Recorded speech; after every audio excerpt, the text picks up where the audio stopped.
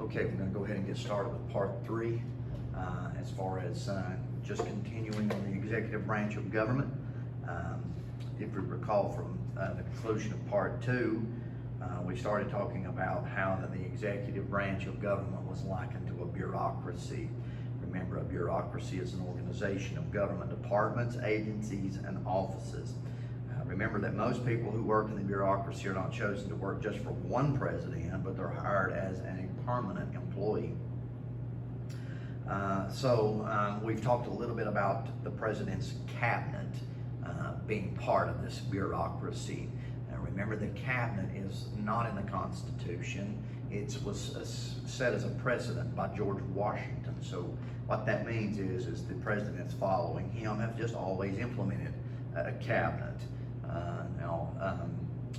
We concluded with the Department of Justice yesterday, so we want to go ahead and pick up with the Department of Agriculture in 1889. All right, so what is the Department of Agriculture? What is its purpose? All right, it is to aid in research, raising, and marketing crops. It provides assistance to farmers. It impacts food processing plants, runs the food stamp school lunch program, and works to control small animal and plant disease as well. So those are just some of your basics of the Department of Agriculture. Remember that the cabinet member, one particular cabinet member, is head of this department, and he is referred to as the Secretary of Agriculture. The only individual who is not with the title of secretary, please remember, is the Department of Justice. He's referred to as the Attorney General. Our current Attorney General is Bill Barr. This secretary, and I don't remember his name right off the top of my head, but was heavily on the news when it comes to the coronavirus and things shutting down, processing plants shutting down and things like that. You saw the Department of Agriculture at the forefront of the news back in the spring when a lot of your closures and things like that was transpiring. Also in conversation as far as the cabinet is the Department of Commerce in 1903. Provides assistance to American business, conducts the national census, issues patents, trademarks for inventions, maintains official weights and measures. Department of Commerce. All right, also talking about the Department of Labor, 1903, enforces laws on minimum wage, job discrimination, working conditions. So of course it's here to protect the worker, helps run job training, unemployment programs, provides statistics on changes in prices and levels of employment. It's the Department of Labor. All right, Department of Health and Human Services, created in 1954. It is going to direct the Social Security and Medicare program. It runs the FDA, the Food and Drug Administration, overseeing there again that these administrative laws are passed. You want to be able to know that you go into the pharmacy. You want to be able to know that your medicines or whatever you're consuming as far as the sickness you may have, you want to know that whatever you're taking is not going to, is going to help you instead of harm you. Well, what, forces those pharmaceutical companies to adhere to those standards? The Food and Drug Administration is going to do that. Okay, so there again, they are, the Department of Health and Human Services is running the Food and Drug Administration, enforcing those administrative laws. And they also, help with the Family Support Administration as well. Okay, so we come to the next one. It's the Department of Housing and Urban Development. Now, this, of course, would be created under the Lyndon Johnson administration. So this kind of falls in line with his Great Society program that he created as President of the United States. Now, it's going to help provide housing for low-income citizens. It is going to assist state and local governments in financing community development and housing projects. All right, that is the basics of the Department of Housing and Urban Development. Some will refer to it as HUD. All right, the Department of Transportation in 66 helps state and local governments maintain highways, and it enforces transportation and safety standards as well. This also includes the Federal Aviation Administration.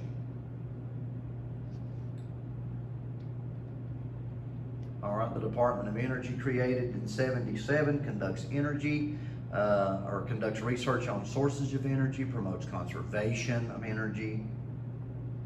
So pretty quick, go through that. Promotes the conservation of fuel and electricity, and directs programs to deal with possible shortages. Just to add to that. All right, so let's move on here to move to the Department of Education in 77 as well. All right, it's going to provide assistance to elementary, high school, and college educational programs.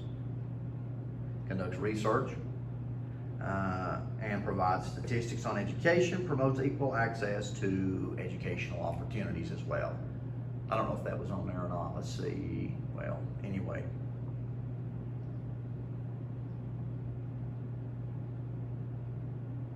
It's a good looking AR-15, no doubt about it. But anyway. Department of Veterans Affairs, 1988. Gives medical, educational, and financial help to veterans who served in the armed forces.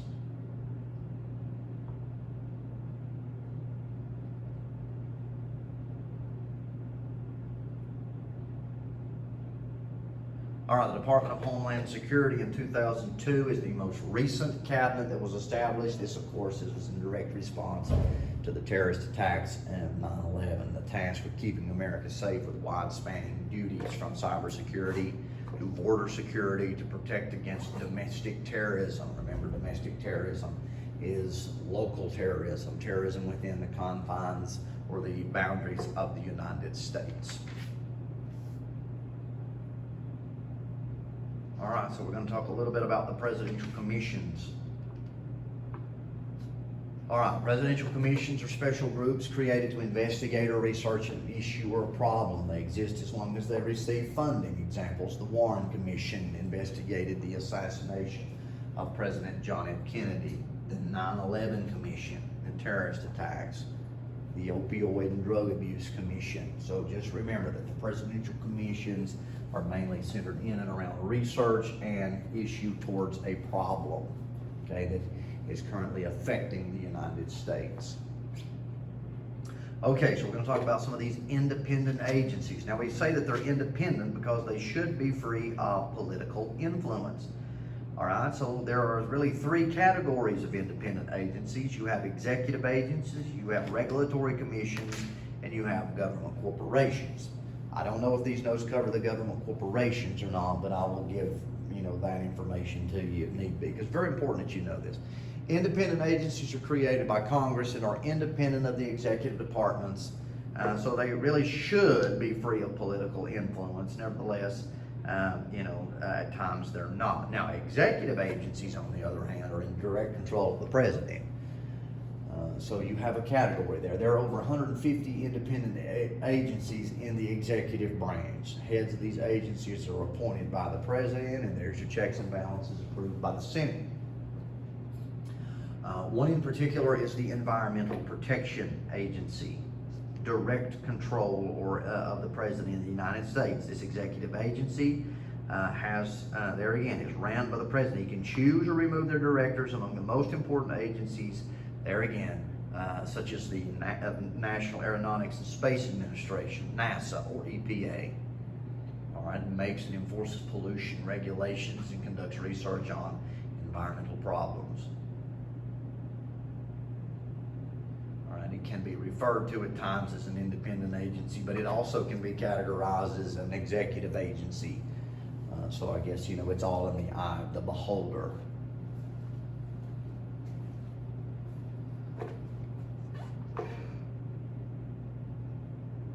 All right, other independent agencies: Federal Reserve System, Central Intelligence Agency, NASA that we've talked about, Social Security Administration, the Peace Corps, National Transportation Safety Board, Selective Service, Office of Personnel Management, and General Service Administration, just to name a few of other different independent agencies.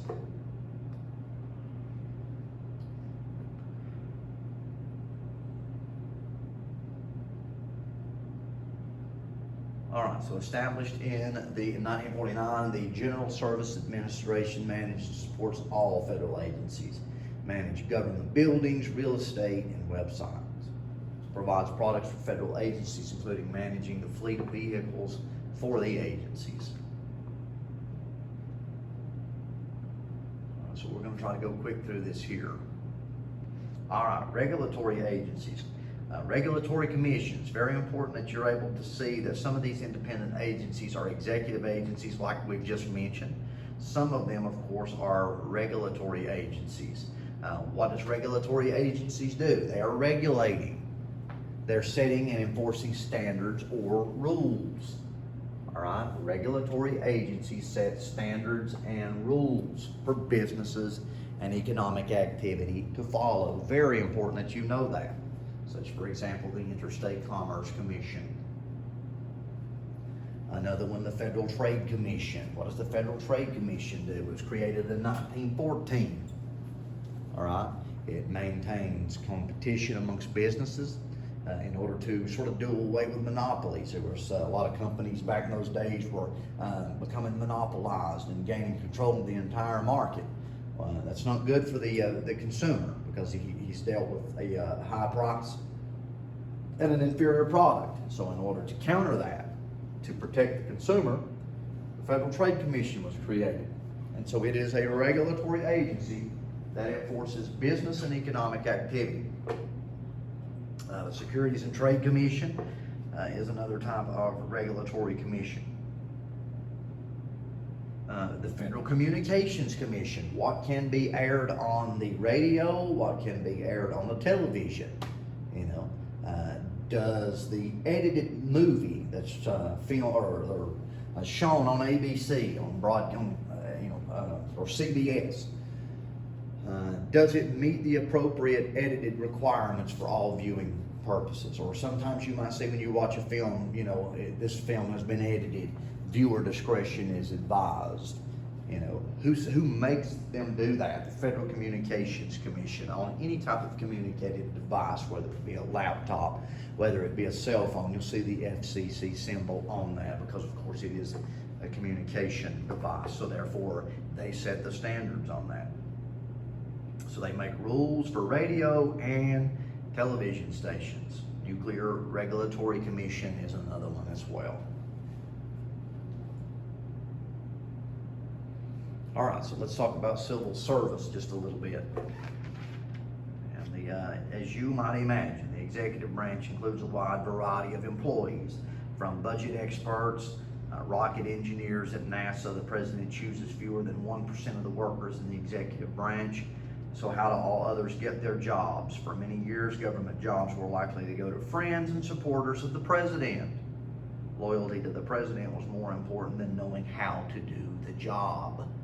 It's referred to as the spoils system. All right, however, in 1883, Congress set up the civil service system.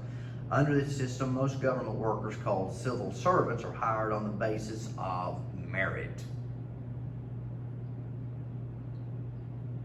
There are tests for most kinds of jobs, and workers are hired from among those with the highest scores. The civil service system provides for a group of trained workers who stay on the job from administration to administration.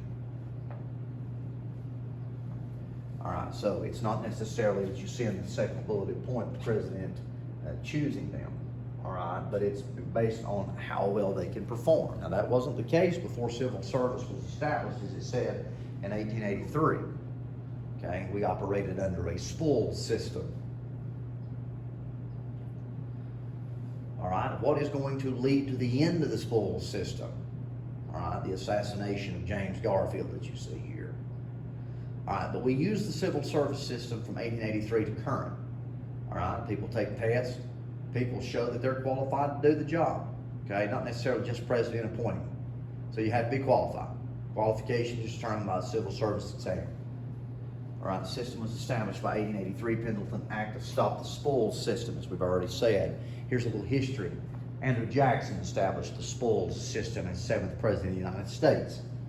All right, in 1828, he would basically let people have federal positions, not because they were qualified, but because they were his cronies or they were his friends. All right, so it was the friends doing the work, and they may not always necessarily be qualified. All right, fast forward to about 1881. All right, let me stop there. From 1824 to 1881, much of the president's role during the day was doing interviews for people as far as federal positions. They would petition the government and ask, could come in and apply and have an interview for a federal job. A lot of his duties was tied up in that during that time period. Well, when James Garfield was president, there was an individual by the name of Charles Guiteau. He comes in, he says he wants to be the ambassador to France. And they get in James Garfield's ear and say, under no circumstances should this guy be an ambassador or hold any kind of federal position, because he is a threat. He, of course, was a lunatic. He was crazy, come to find out. He survived a shipwreck and believed that as a result of the survival, that it was ordained of God that he go and assassinate the President of the United States. He tried his luck at being a lawyer, a minister. I think he even worked, as a pimp. So I mean, it just goes to show that he's all over the board here. But anyway, he approaches the federal position and he says, I want to be able to be the ambassador to France. And they turn him down, and he takes it personally. So he finds James Garfield at a train station, and he shoots James Garfield. And over the course of time after being shot, James Garfield would die with an infection. Charles Guiteau's statement was, I didn't kill the president. I shot him, but I didn't kill him. You killed him. For your failure to, take aid to him and take the progressive steps to medicate him and keep him strong, which may have been the only sane thing that Charles Guiteau said. But anyway, as a result of the departure of James Garfield, there was the dismissal of the spoils system. And in 1883, the Pendleton Act was passed, which would establish the civil service reform or civil service system. From this point forward, if you want a federal position, you don't go and interview, and the president can't say, well, I want this guy because he's my best friend. Now it is based on merit. You have to pass the exam. So very important that you would know that. Okay, so what I've just gave you is probably in future notes here. Spoils system is when the winning political party gives civil service jobs to their supporters. Because you supported Andrew Jackson that you see here, you get the job, not necessarily because you're qualified. It increases corruption. Led to instability and inefficiency that you see here. And it would eventually lead to James Garfield's demise as far as being shot and eventually die from it. All right, the Office of Personnel Management, created in 1978. The Office of Personnel Management is an independent agency that manages civil service systems. It's basically, they're the ones in charge of hiring federal employees and administering the exam. Oversees qualifications for employment, handles the salaries that you see here. All right, created in 1978. We're moving on. All right, government corporations. Now remember, there are three categories to the independent agencies. All right, executive agencies, which is direct control of the president, such as Environmental Protection Agency and NASA. You have your regulatory commissions that are carrying out rules for certain business activities, such as the FCC, Consumer Product Safety Commission. And then you have government corporations. They're like private businesses, and they are trying to make a profit. All right, but they are ran by the government. So the United States government owns some businesses, including Amtrak, okay? Post office, there again, you go down and you make a payment to transfer a piece of mail from point A to point B. You pay for the postage, all right? They're taking your money, but they're providing you a service. They're moving your mail from point A to point B. That's why in government shutdowns, post office stays open, okay? they sort of operate off their own funding because they're providing a good and service for profit. So they sort of take care of themselves during the time of government shutdown. Okay, very important that you would know that. And the Federal Deposit Insurance Corporation, they're again insuring money. I think nowadays it's up to about $250,000 that may be deposited in a bank. Your money is insured. That's why you see this symbol of the bank. Before that, of course, if the bank loses your money, you could be, in some serious trouble as far as a recovery or be insured on that. They are types of government corporations, all right? They're basically running a business for the government, all right? And they are making money off that. Most of them provide a public service. They may be too risky or expensive for a private business to undertake. So the United States Postal Service is one example of a government corporation. Very important that you would know that. TVA as well. All right, moving on. Other parts of the executive branch, we're looking at the executive office, includes White House office. So there again, these people are right under the president, assisting him on a daily basis. The White House office there. Immediate staff of the president, overseen by the White House Chief of Staff. The executive office's number one purpose is to advise the president on important matters. So they report directly to the president. That does not require Senate approval.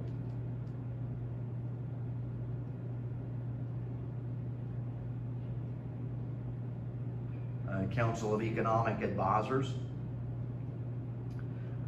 There again, they're basically going to be working directly with the president in regards to the nation's economy. They're giving the president information. They're saying, Mr. President, this is where we are statistically. This is where our economy is. Here is this information. What do you want to do? So it's just there again, helping the president. Don't think for 1 minute the president is calling all these shots. These people are working every day giving him what he needs. The Office of Management and Budget. There again, the Executive Office of the President also includes this. It's a special group that helps the president make decisions on domestic and foreign policy. Basically, they're going to tell the president, the OMB tells the president how much the president's policy goals is going to cost. He may change the goals in light of the price tags provided by the OMB. So there again, Mr. President, this is too expensive. This should be fine. All right, these are just informing the president of what he can do here. So there again, he's got a lot of assistance. National Security Council. All right, the National Security Council plays a major role in helping the president make foreign policy. The NSC includes top military officers and advisors from other government agencies and departments concerned with foreign affairs and national defense. And that is all of the workings of the executive branch. There again, there's 77 slides of this, and that just shows you the stature, so to speak, of the executive branch. Make sure you turn in these guided notes. They will be for a grade. Maybe make them 2 classwork grades. Make sure you turn that in. Have a great day.